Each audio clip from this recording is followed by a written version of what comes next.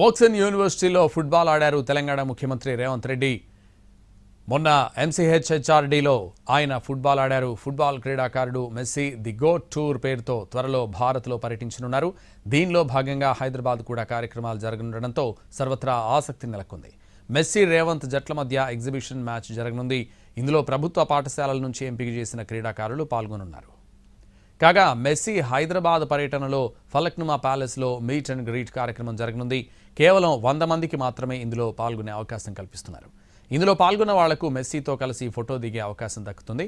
అయితే ఈ టికెట్ ధరను GSTతో కలిసి 10 లక్షల రూపాయల పైమాటే.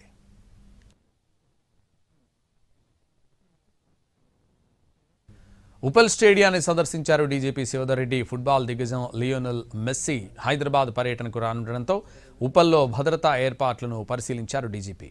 మ్యాచ్ నిర్వహణతో పాటు ఇతర ఏర్పాట్ల గురించి అధికారులను అడిగి తెలుసుకున్నారు. మెస్సీతో పాటు సీఎం రేవంత్ స్టేడియానికి రానుండడంతో కట్టుదిట్టమైన భద్రతా ఏర్పాట్లు చేశారు.